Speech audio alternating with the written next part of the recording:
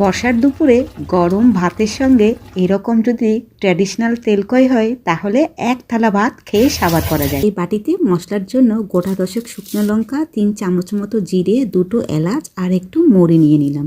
একেবারে বর্ষার বড় বড় কই মাছ, আর কই মাছগুলোকে আমি ভেজে নিচ্ছি সর্ষের তেল দিয়ে।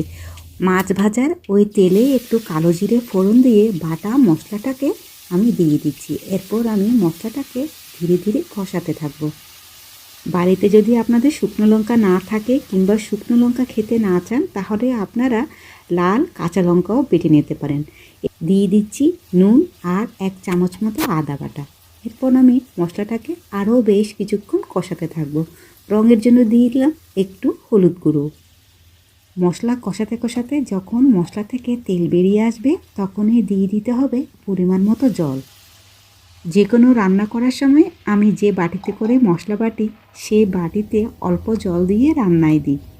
ব্যাস মিনিট 5 হয়ে গেলেই জলটা কিন্তু ফুটতে শুরু করবে। আর জলটা যখন ফুটতে শুরু করলো আমি দিয়ে দিচ্ছি ভাজা কই মাছগুলো, আর উপরে দিয়ে দিচ্ছি স্বাদ ও গন্ধের জন্য কাঁচা লঙ্কা, আর রান্নার শেষে দিয়ে দিচ্ছি একেবারে একটু সর্ষের তেল। আপনারা আগেও নিশ্চয়ই তেলকই খেয়েছেন, তবে এইভাবে তেলকই রান্না করলে তার স্বাদ হবে অসাধারণ।